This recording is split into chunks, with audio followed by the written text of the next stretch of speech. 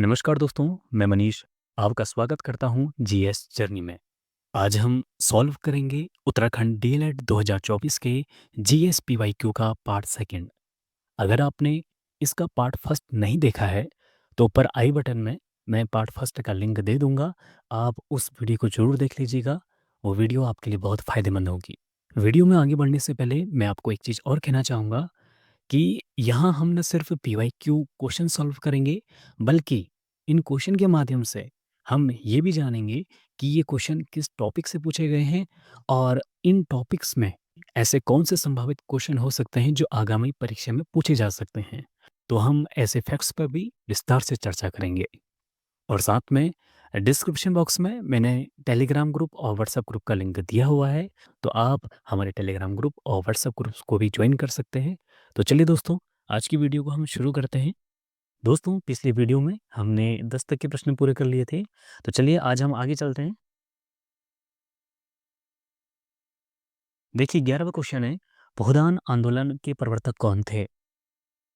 Vinoba Bhave, Mahatma Gandhi, Jyotiba Phule, doctor Rajendra Prasad. तो इसका जो सही आंसर है वो ऑप्शन ए है, विनोबा भावे।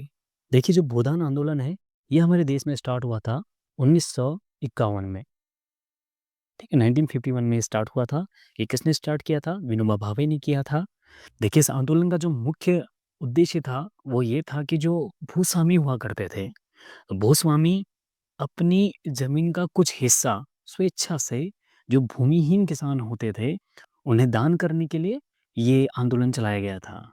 इस आंदोलन के द्वारा जो विनोबा भावे थे वो भूस्वामियों को प्रेरित करते थे कि वो जो भूमिहीन किसान हैं उन्हें कुछ अपनी ज़मीन का हिस्सा वो दान करें, ताकि वो भी वहाँ कृषि वगैरह करें और अपनी आर्थिक स्थिति को मजबूत करें। तो विनोबा भावे ने 1951 में भूदान आंदोलन स्टार्ट किया था। इसके बाद यहाँ पर ज्योतिबा फुले हैं। ज्योतिबा फुले से क्वेश्चन अक्सर पूछा जाता है। इन्होंने एक संगठन की स्थापना की थी, उसका नाम है सत्य शोधक समाज।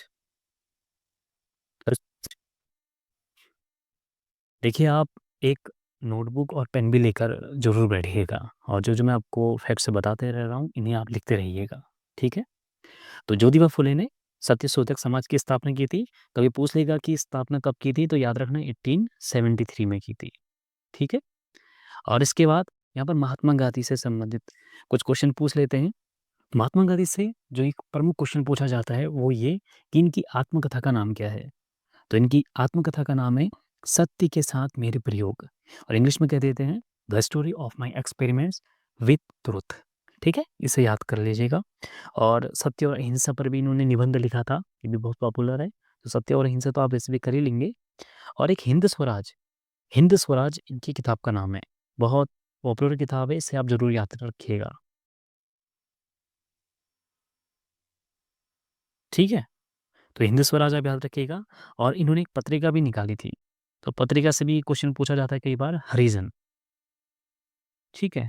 तो हरिजन किसकी पत्रिका है? तो ये है, जैसे हम पत्रिका मैगज़ीन वगैरह होती हैं, तो हरिजन है। इसको निकाला था किसने? महात्मा गांधी। देखिए अगला क्वेश्चन है, किस अनुच्छेद के तहत संविधान ने संसद को संविधान और उसके प्रावधानों में संशोधन करने की शक्ति प्रदान की है? अनुच्छेद 356, अनुच्छेद 123, अनुच्छेद 359 या फिर अनुच्छेद 358? तो इसका जो सही आंसर है वो है ऑप्शन सी, अनुच्छेद 368। 368 के तहत ये संविधान संसद को ये अधिकार देता है कि वो संविधान के अंदर किसी भी प्रावधान में, किसी भी एक्ट में वो संशोधन कर सकते हैं। ठीक है? तो आप याद रखिएगा। इसके बाद अनुच्छेद 123 यहाँ पर है। अनुच्छेद 123 क्या होता है? अनुच्छेद 123 बताता है राष्ट्रपति को अध्यादेश देने की शक्ति के बारे में। अध्यादेश बोले तो ऑर्डिनेंस कहते हैं जैसे इंग्लिश में। तो याद रखिएगा, राष्ट्रपति को अध्यादेश देने की शक्ति। अध्यादेश आपको पता ही होगा, अध्यादेश किसे कहते हैं? जब संसद कार्य नहीं कर रही होती, तो उस समय अगर सरकार को कोई कानून अर्जेंट पास कराना होता है, तो वो उस कानून पर अध्यादेश ले आती है। तो एक क्वेश्चन ये भी पूछा जाता है कि अध्यादेश की समयावधि कितनी होती है? तो अध्यादेश की जो समयावधि होती है, ये होती है 6 माह प्लस 6 सप्ताह। ये आप याद रखिएगा, ठीक है? 6 माह प्लस 6 सप्ताह, तो ये टोटल इसकी समयावधि होती है। ये भी पेपर में कई बार पूछ लिया जाता है। तो राष्ट्रपति को अध्यादेश जारी की करने की जो शक्ति दी है, वो दी है अनुच्छेद 123 के तहत।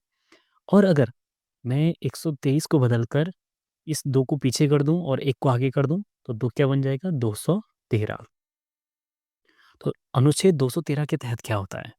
अनुच्छेद 213 के तहत जो राज्यपाल होता है, कौन? राज्यपाल। जो गवर्नर होता है, गवर्नर को अध्यादेश जारी करने की शक्ति दी गई है। गवर्नर अध्यादेश जारी करेगा राज्य में और राष्ट्रपति करेगा देश में, ठीक है? तो राज्यपाल को अनुच्छेद 213 के अंतर्गत अध्यादेश जारी करने की शक्ति है और राष्ट्रपति को है अनुच्छेद 130 के अंदर। आप याद रखिएगा इसे, ठीक है? चलिए अगले क्वेश्चन में चलते हैं।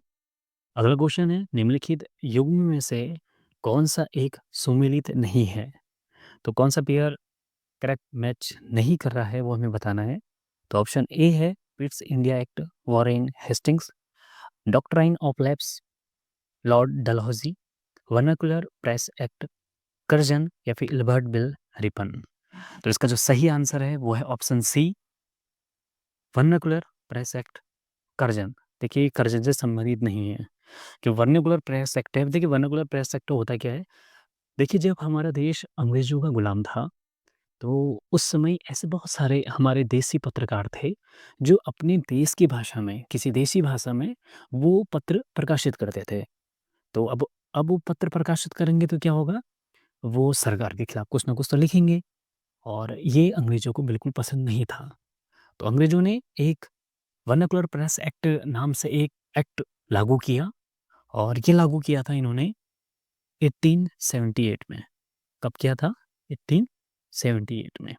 अब बात है 1878 में, उस समय भारत का वाइसरॉय कौन था? जिसे हम गवर्नर जनरल भी कह देते हैं एक तरफ से। तो वाइसरॉय उसमें कौन था?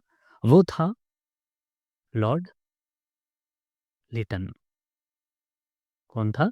लॉर्ड लिटन था। और इस लॉर्ड लिटन ने ही वर्नाकुलर प्रेस एक्ट को इनेक्ट किया था। इसके बाद एक क्वेश्चन अक्सर पूछा जाता है कि इस वर्नाकुलर प्रेस एक्ट को लॉर्ड लिटन ने तो लागू किया था, इसे हटाया किसने? तो 78 में लागू हुआ था और 1882 में उसमें थे, भारत के वायसराय थे लॉर्ड रिपन। तो इस लॉर्ड रिपन ने इस वर्नाकुलर प्रेस एक्ट को इसने ख़त्म कर दिया। मतलब कि अब देसी जो समाचार पत्र हैं, पत्रिकाएँ हैं, वो पूर्व की भांति न्यूज़ वगैरह या कुछ भी ऐसे चीज़ें अपने पत्र में छाप सकते हैं, ठीक है? तो रिपन ने इस पर लगे प्रतिबंध को हटा दिया। अगला इसमें ऑप्शन है पीट्स इंडिया एक्ट। तो वॉरेन हेस्टिंग्स बिल्कुल सही है। तो पीट्स इंडिया एक्ट आया था 1884 में। तो ये उस समय भारत का जो गवर्नर जनरल था वो वॉरेन हेस्टिंग्स था, बिल्कुल सही है। डॉक्ट्राइन ऑफ लैप्स है, ये डॉक्ट्राइन ऑफ लैप्स से क्या होता है? जिसे कहते हैं हड़प नीति हिंदी में। इसमें लॉर्ड डलहौजी ने झांसी को, सतारा को, अवध को, ऐसे बहुत सारे राज्य थे जिन्हें उसने अपने अंग्रेजी शासन में मिला दिया था। उसको कहते हैं डॉक्ट्राइन ऑफ लैप्स। हाँ, एक क्वेश्चन इसमें अक्सर पूछा जाता है कि जो डॉक्ट्राइन ऑफ लैप्स है, इसके तहत डलहौजी ने सबसे पहले किस राज्य को अंग्रेजी शासन में मिलाया? तो आप याद रखिएगा 1848 में सतारा को। किसको? सतारा को। सतारा राज्य था, उसमें कोई देसी राज्य था, तो उसे सतारा राज्य को अंग्रेजी शासन में मिला दिया था। और झांसी को कब मिलाया? झांसी को मिलाया था 1854 में, ठीक है? झांसी को, वैसे झांसी के बारे में ऐसे क्वेश्चन तो डायरेक्ट कोई पूछता नहीं, लेकिन आप याद कर लीजिएगा। और इसके अलावा एक क्वेश्चन अक्सर पूछा जाता है कि हड़प नीति के तहत अंतिम ऐसा राज्य कौन सा है जिसे अंग्रेजी शासन मिलाया था? तो 1856 में अवध राज्य को, इसे अवध राज्य को अंग्रेजों ने अपने शासन में मिला दिया था।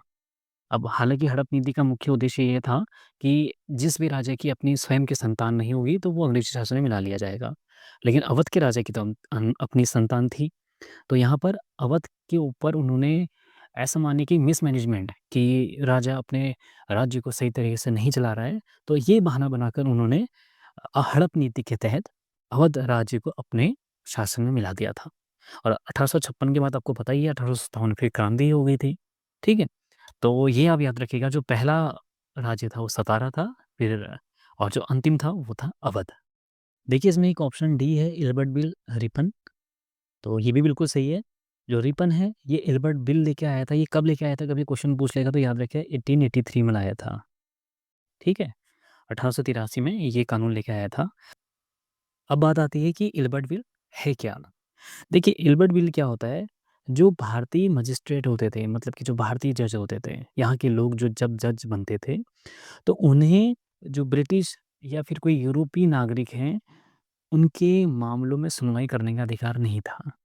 अब जो रिपन इल्बर्ट बिल लेके आया, उसमें ये बात कही गई थी कि अब भारतीय मजिस्ट्रेट या भारतीय जज भी यूरोपीय, खासतौर पर ब्रिटिश नागरिकों के मामलों की सुनवाई भी करेगा। इसका फिर विरोध बहुत जोरों शोरों से होने लगा।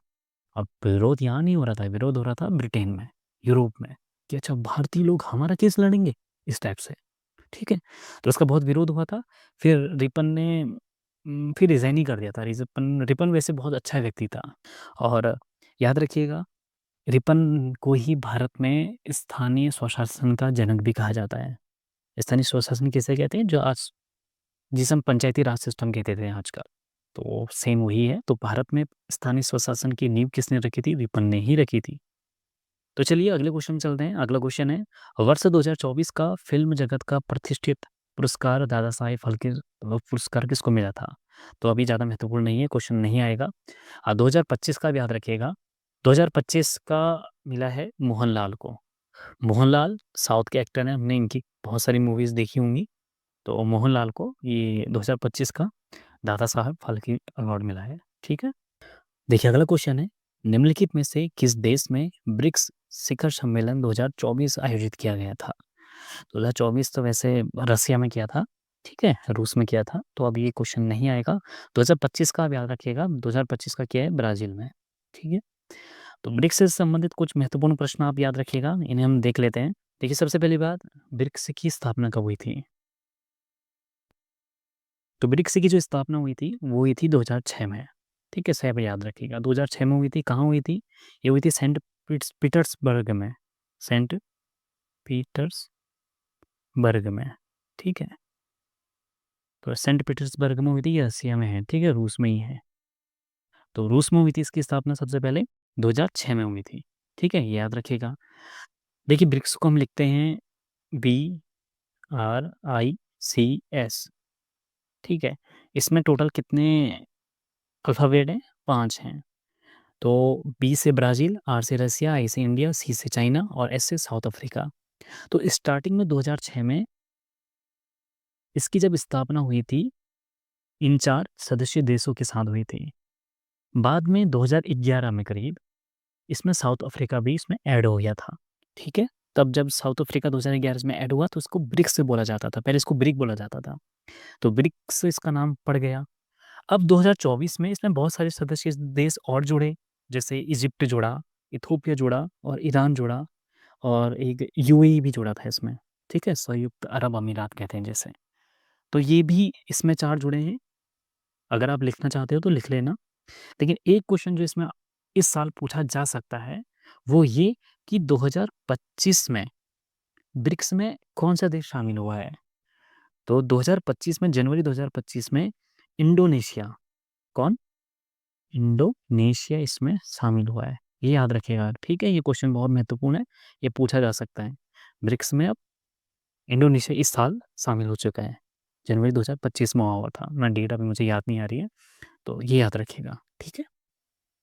और साथ में एक चीज़ और याद रखिएगा, हाल ही में पेपर में आया था क्वेश्चन कि जो ब्रिक्स का बैंक है, उस बैंक का नाम क्या है?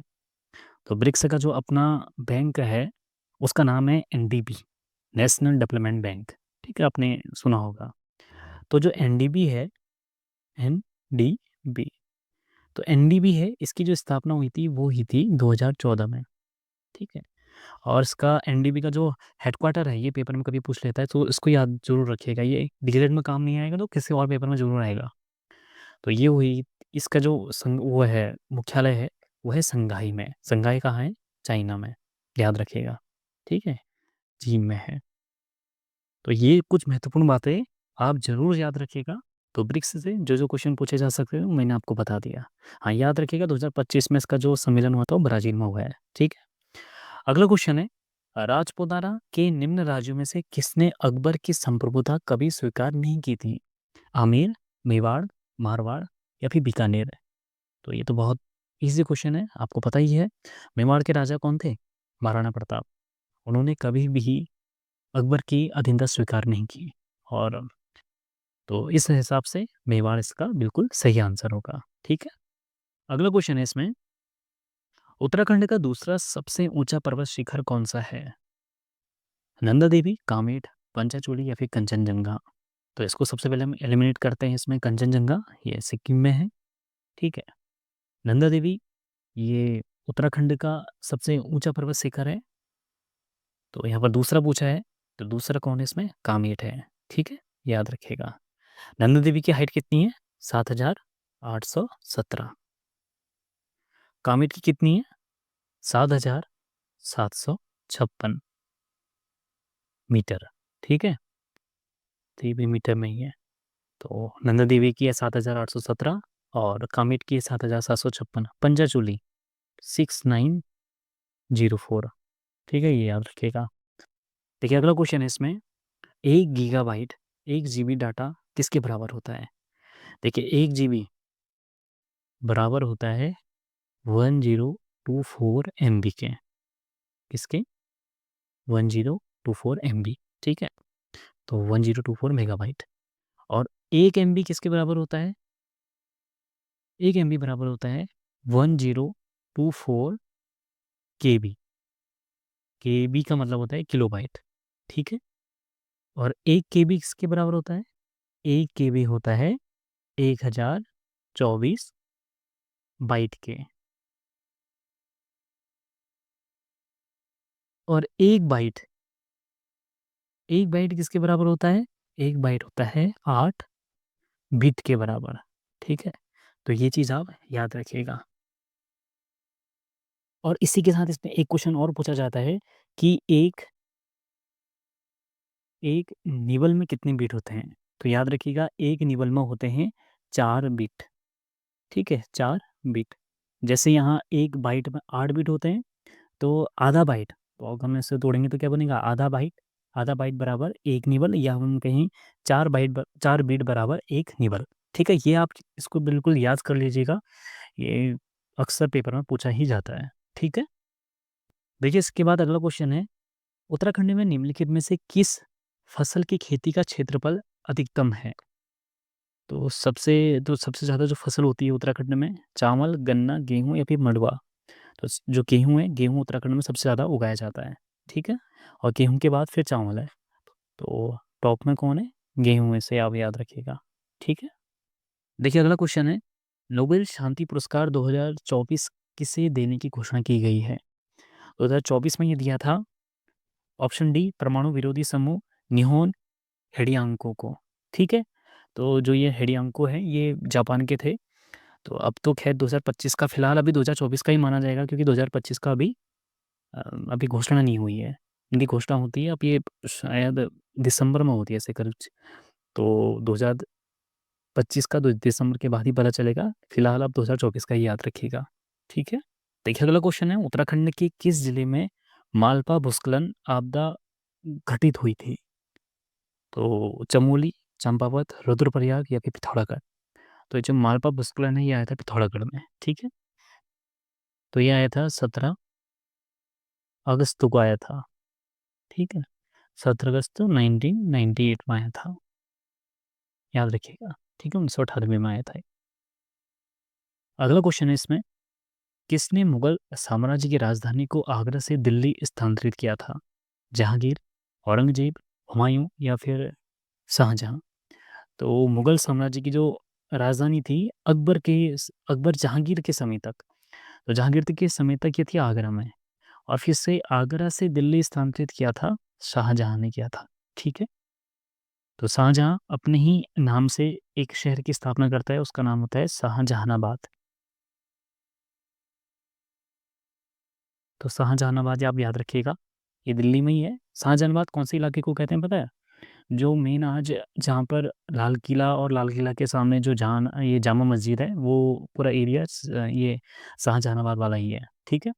और हाँ, एक चीज़ और याद रखिएगा, जो लाल किला है और जो उसके लाल किले के सामने जामा मस्जिद है, उसकी भी स्थापना कौन करता है? ये शाहजहाँ ही करता है, ठीक है। देखिए इसमें अगला क्वेश्चन है, मणिपुर राज्य का सबसे बड़ा जाति समूह कौन सा है? कुकी, नागा, मैतेई, या फिर इनमें से कोई नहीं? तो वैसे ये तीनों ही सही हैं, तीनों ही मिल जाते हैं वहाँ, तो इस लेकिन सबसे बड़ा जो है वो जाति समूह है मैतेई, ठीक है। ऑप्शन सी इसका बिल्कुल सही आंसर है। अगला क्वेश्चन है, कौन सा बैंक कृषि एवं ग्रामीण वित्त की आवश्यकताओं तक सीमित है? आईएफसी, आरबीआई, नाबार्ड या फिर एसबीआई? तो कृषि एवं ग्रामीण वित्त से संबंधित है, ऑप्शन सी नाबार्ड, ठीक है। नाबार्ड की स्थापना कब हुई थी? ये आपको आता ही होगा, 1982 में हुई थी, इसे याद रखिएगा अगर नहीं पता तो। 1982 में नाबार्ड की स्थापना हुई थी। इसके अलावा आरबीआई की स्थापना, आरबीआई चलो इसके बारे में जान लेते हैं। देखिए जो आरबीआई की स्थापना है वो हुई थी 1 अप्रैल 1 अप्रैल 1935 को हुई थी। कब हुई थी? 1935 को, याद रखिएगा, ठीक है। और एक क्वेश्चन अक्सर आरबीआई से ये भी पूछा जाता है कि आरबीआई का राष्ट्रीयकरण कब हुआ था? राष्ट्रीयकरण क्या होता है? आरबीआई पहले कोई एक, मान लीजिए किसी कुछ व्यक्तियों द्वारा बनाई गई एक एक बैंक था, ठीक है, शेयर से रिलेटेड कुछ बैंक था। तो बाद में क्या हुआ, अब जब इसकी अच्छी ग्रोथ हो गई थी और ये भारत का एक बहुत बड़ा बैंक था, तो 1949 के टाइम में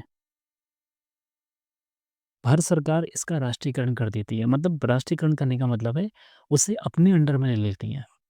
तो ये क्वेश्चन भी अक्सर पूछा जाता है कि 1 जनवरी 1949 को आरबीआई का राष्ट्रीयकरण हो गया था, ठीक है। उस दिन से ये भारत सरकार की स्वामित्व वाली संस्था बन गई। इसके अलावा एसबीआई, एसबीआई की जो स्थापना हुई थी वो हुई थी 1955 में, 1955 में। हालाँकि एसबीआई का पहले इसकी जो स्थापना थी उससे पहले ही हो गई थी। ये हुई थी करीब 1921 में हुई थी। उसमें 3 बैंक थे, 3 बैंकों को मिलाकर इंपीरियल बैंक ऑफ इंडिया की स्थापना की थी 1921 के टाइम में। लेकिन जो आज मूल रूप में जो आज हमें एसबीआई देखने को मिलता है, इस एसबीआई की स्थापना हुई थी 1955 में, ठीक है? और 1955 में ही इसका राष्ट्रीयकरण हुआ था। एक्चुअली जब इंपीरियल जो बैंक ऑफ इंडिया है, इसका जब राष्ट्रीयकरण हो रहा था, तो सरकार ने इसे पूरा चेंज करके एसबीआई में कन्वर्ट कर दिया और वहीं पर इसका भी राष्ट्रीयकरण कर दिया था। तो 1955 इसकी जन्म तिथि मान लीजिए और 1955 ही एसबीआई का राष्ट्रीयकरण की तिथि भी मान लीजिए, ठीक है? तो ये 2 चीज़ें आप बिल्कुल इसको याद रखिएगा। देखिए अगला क्वेश्चन है, लोकसभा में अविश्वास प्रस्ताव प्रस्तुत करने के लिए कितने सांसदों के समर्थन की आवश्यकता होती है? 273 या फिर 100, 160 या फिर 50? तो अगर लोकसभा में सरकार के विरुद्ध अविश्वास प्रस्ताव लाया जाता है, तो कम से कम हमें कितने सांसदों के समर्थन की आवश्यकता होती है?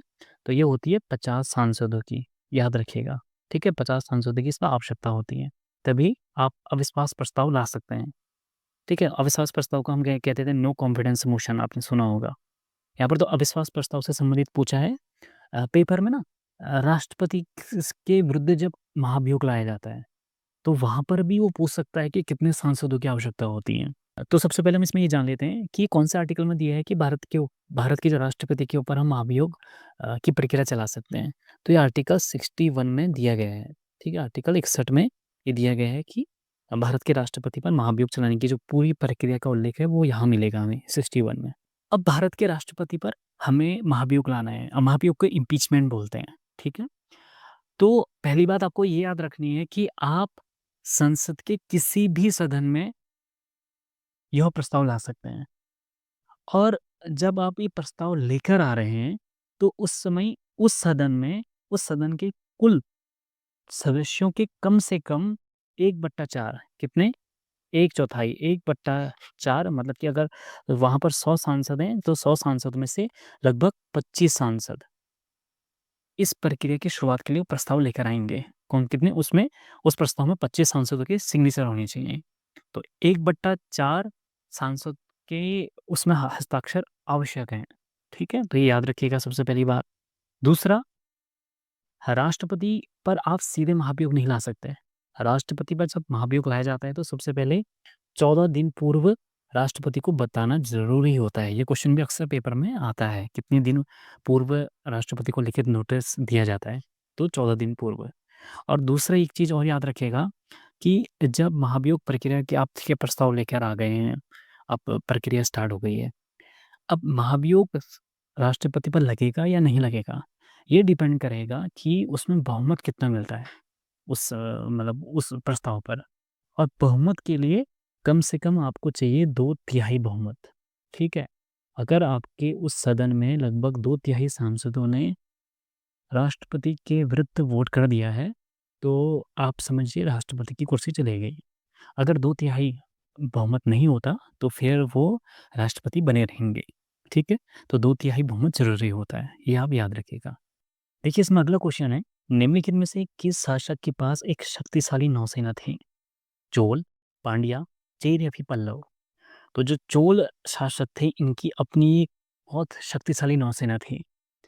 जो चोल शासक हैं ये दक्षिण में राज करते थे। चलिए इसके बारे में थोड़ा डिटेल में भी पढ़ लेते हैं, जो परीक्षा में पूछा जा सकता है। तो चोल के बारे में जो सबसे पहली बात है, चोल वंश की स्थापना किसने की थी? तो चोल वंश की स्थापना की थी विजयालय ने, ठीक है? ये याद रखिएगा सबसे पहली बात तो विजयालय ने इसकी स्थापना की थी। और जब विजयालय ने ये चोल वंश की स्थापना की थी, तो ये कहाँ की थी? ये भी पेपरों में कभी पूछ लेगा तो याद रखिएगा तंजौर में, ठीक है? कहाँ की थी? तंजौर में की थी, ठीक है? पहला तो ये चीज़ याद रखिएगा, विजयालय ने चोल वंश की स्थापना की थी, तंजौर में इसकी राजधानी थी। दूसरा, एक क्वेश्चन अक्सर और पूछा जाता है कि चोल शासक स्वतंत्र शासक बनने से पहले ये किसके सामंत थे? ये जो विजयालय है ना, विजयालय स्वतंत्र शासक नहीं था। ये पहले किसी अन्य राजवंश का किसी अन्य राजवंश के अंदर किसी अन्य राजा का ही सामंत हुआ करता था। तो वो कौन-सा राजवंश था? वो याद रखिएगा, वो था पल्लव। ये पल्लव के सामंत थे और जब पल्लव शासक कमज़ोर हुए, तो विजयालय ने उनके विरुद्ध संघर्ष किया और अपनी स्वतंत्रता की घोषणा कर दी, ठीक है? तो विजयालय इसलिए बहुत महत्वपूर्ण है। इसके अलावा इसका जो प्रमुख महत्वपूर्ण शासक है, जिसके बारे में परीक्षा में क्वेश्चन आ जाता है कि चोलों का जो प्रथम शक्तिशाली राजा था, वो कौन था?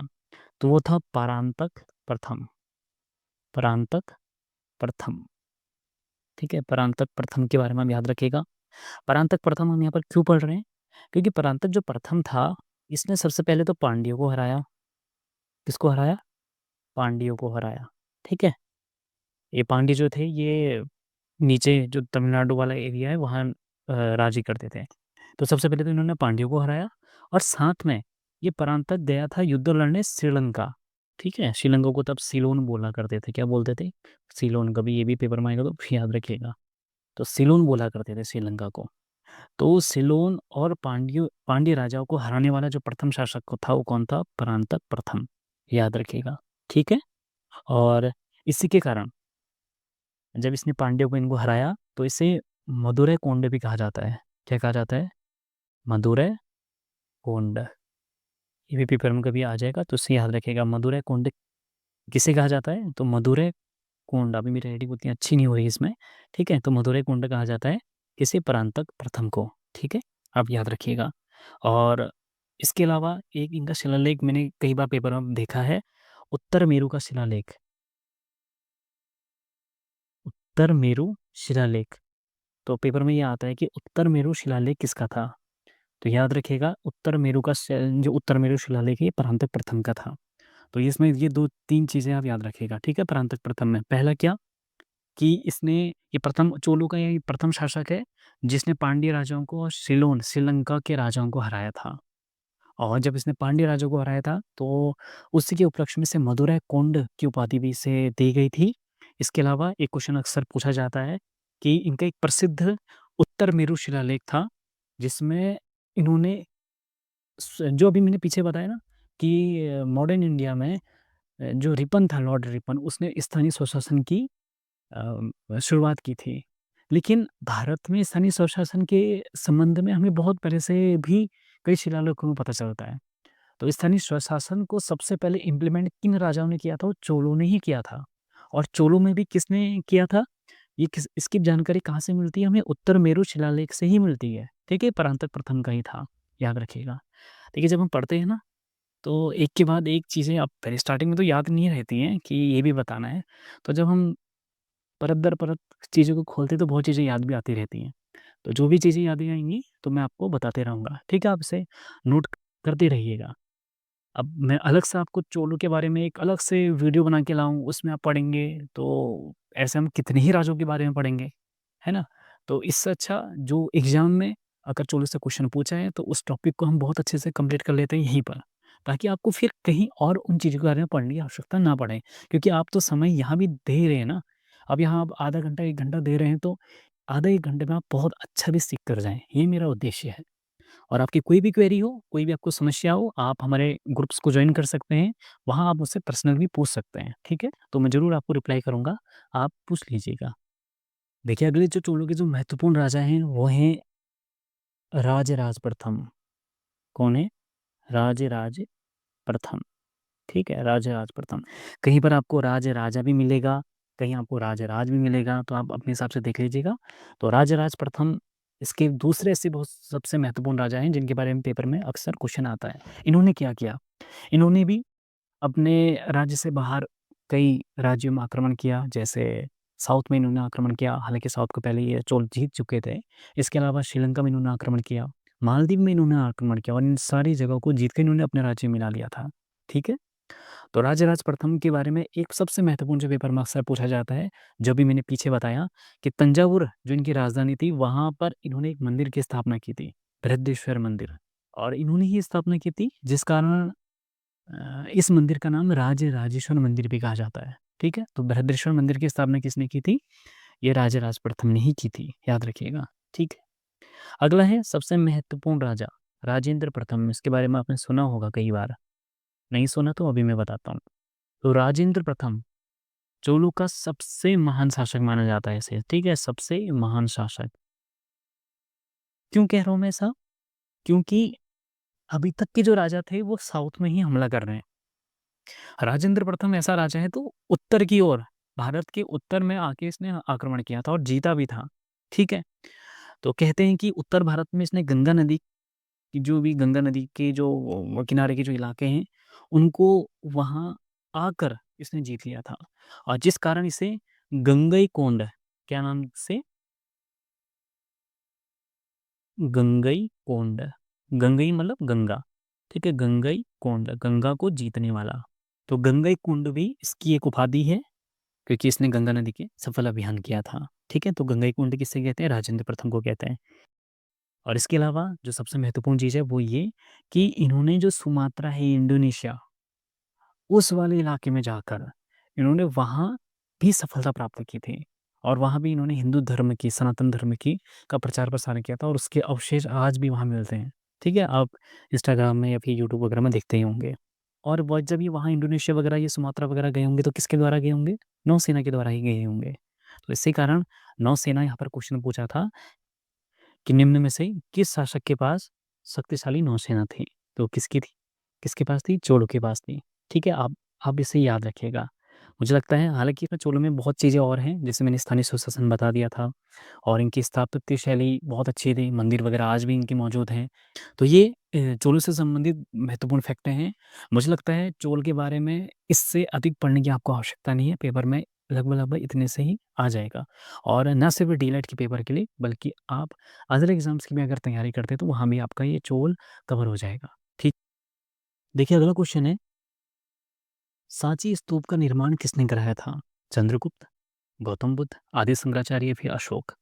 तो जो सांची स्तूप है, इसका निर्माण किया था ऑप्शन डी अशोक ने, ठीक है? अशोक किस राजवंश से संबंधित था? मौर्य वंश से, ठीक है? और जो ये सांची स्तूप है, ये किस धर्म से संबंधित है? ये बौद्ध धर्म का एक स्तूप है, ठीक है? तो अशोक बौद्ध धर्म को मानता था और इसी कारण उसने सांची स्तूप का भी इसने निर्माण करवाया था। और एक क्वेश्चन अक्सर पूछा जा सकता है और एक क्वेश्चन ये भी पूछ सकते हैं कि सांची स्तूप को यूनेस्को के अंदर कब सम्मिलित किया गया था? तो ये याद रखिएगा, कभी ऐसे पढ़ते-पढ़ते चीज़ें, बहुत चीज़ें ऐसी होती हैं जो परीक्षा में आ जाती हैं। तो 1989 में इसको यूनेस्को की जो हेरिटेज साइट है, वर्ल्ड हेरिटेज साइट, तो उसमें शामिल किया गया था। ठीक है? और अशोक के बारे में कुछ महत्वपूर्ण तथ्य पढ़ लेते हैं, जैसे इसका जो एक उपनाम था, इसे देवानाम प्रिय भी कहा जाता है। ठीक है? तो पेपर में एक बार देखा था मैंने देवानंद किसकी उपाधि थी या किसका नाम था, ये अशोक का, और देवानंद के साथ-साथ प्रियदर्शी भी कहा जाता था इसे, प्रियदर्शी, ठीक है? और इसका जो सबसे महत्वपूर्ण युद्ध है, सभी ने लगभग सुना होगा, कलिंग का युद्ध, ठीक है? तो कलिंग का युद्ध इसने लड़ा था। कलिंग युद्ध के बाद इसने युद्ध की नीति को समाप्त कर दिया, त्याग दिया था और फिर बौद्ध धर्म इसने स्वीकार कर लिया था, ठीक है? और इसने बहुत सारे शिलालेख, अभिलेख वगैरह खुदवाए। कभी उनके बारे में हम विस्तार से जानेंगे क्योंकि बहुत ज़्यादा हैं वो, ठीक है? एक-एक करके। और हाँ, एक चीज़ याद रखिएगा, जो इसने अभिलेख वगैरह खुदवाए थे, शिलालेख वगैरह खुदवाए थे, वो किस भाषा में लिखे गए थे, किस लिपि में लिखे गए थे? तो ये प्राकृत भाषा में लिखे गए थे, ठीक है? और लिपि कौन-सी थी? ब्राह्मी लिपि। और एक क्वेश्चन अक्सर पूछा जाता है कि इन्हें सबसे पहले पढ़ा किसने था? तो इन्हें जो सबसे पहले पढ़ा था वो जेम्स प्रिंसेप ने पढ़ा था। किसने? जेम्स प्रिंसेप, याद रखिएगा, ठीक है? James Prinsep. तो जेम्स प्रिंसेप ने इन अभिलेखों को सबसे पहले पढ़ा था। ओके, चलिए आगे चलते हैं। देखिए अगला क्वेश्चन है, भारत के संविधान में कल्याणकारी राज्य का आदर्श किसमें निहित है? तो कल्याणकारी राज्य का जो आदर्श है, वो है ऑप्शन बी, राज्य के नीति निर्देशक तत्वों में, जिसे हम डीपीएसपी कहते हैं, ठीक है? और जो ये राज्य के नीति निर्देशक तत्वों के बारे में बात की गई है, वो कौन से आर्टिकल से कहाँ तक है? आपने पढ़े होंगे, आर्टिकल 36 से लेकर आर्टिकल 51 तक डीपीएसपी के बारे में बताया गया है, ठीक है? ये आप याद रखिएगा। और डीपीएसपी के अंदर भी बहुत सारी चीज़ें हैं जो परीक्षा में पूछी जा सकती हैं। इन्हें हम विस्तार से एक अलग वीडियो में पढ़ेंगे क्योंकि आगे भी अन्य परीक्षाओं में भी डीपीएसपी से संबंधित क्वेश्चन पूछे, वहाँ मैं इन्हें डिटेल में मैं आपको पढ़ाऊँगा। देखिए इसमें अगला क्वेश्चन है, सबसे स्थिर पारिस्थितिकी तंत्र कौन-सा है? पर्वत, रेगिस्तान, वन या फिर महासागर? तो जो सबसे स्टेबल हमारा जो इकोसिस्टम होता है वो होता है महासागर का, ठीक है? Option D. देखिए अगला क्वेश्चन है, भारत में राष्ट्रीय आय की गणना निम्नलिखित में से किस एजेंसी द्वारा की जाती है? NITI Aayog, reserve bank of India, भारतीय सांख्यिकी आयोग, भारतीय सांख्यिकी संस्थान या फिर केंद्रीय सांख्यिकी संगठन, सीएसओ? तो इसका जो सही आंसर है वो है ऑप्शन डी। लेकिन ये गलत है, एक तरह से मैं आपको बताता हूँ क्यों गलत है। एक्चुअल में हुआ क्या, पहले जो भारत में राष्ट्रीय आय की गणना करता था वो केंद्रीय सांख्यिकी संगठन ही करता था, ठीक है? सीएसओ ही करता था। लेकिन 2019 में भारत सरकार ने क्या किया, 2 संस्थाएँ हैं, एक है एनएसएसओ, ठीक है? और एक है सीएसओ। इन दोनों को मिलाकर, एनएसओ और सीएसओ को मिलाकर एक नई संस्था बनाई, उसका नाम है एनएसओ, ठीक है? तो एनएसओ अब वर्तमान में एनएसओ ही राष्ट्रीय आय की गणना करता है, ठीक है? तो आप इस चीज़ को याद रखिएगा कि भारत में राष्ट्रीय आय की गणना वर्तमान में कौन कर रहा है? तो वो कर रहा है, एनएसओ ही कर रहा है, ठीक है? तो दोस्तों, आशा करता हूँ कि आपको ये वीडियो अच्छी लग रही होगी और आज हमने बहुत सारे तथ्यों पे इसमें बात करी। अब इसमें कुछ क्वेश्चन और 20 क्वेश्चन और बचे हैं, इसे हम अगले पार्ट में कंप्लीट कर लेंगे। मैं अगेन कह रहा हूँ, मेरा उद्देश्य पेपर सॉल्व कराना नहीं है। मैं इस पेपर के माध्यम से जितने महत्वपूर्ण फैक्ट्स हैं, वो आपको बताना चाहता हूँ, ताकि वो आपके परीक्षा में काम आ सके। और डिस्क्रिप्शन बॉक्स में मैंने टेलीग्राम ग्रुप और व्हाट्सएप ग्रुप का लिंक दिया है और आप हमें इंस्टाग्राम में फॉलो कर सकते हैं, उसका लिंक भी मैंने नीचे डिस्क्रिप्शन बॉक्स में दिया हुआ है, ठीक है? तो चलिए दोस्तों, मिलते हैं अगली वीडियो में। हमसे जुड़ने के लिए थैंक यू सो मच।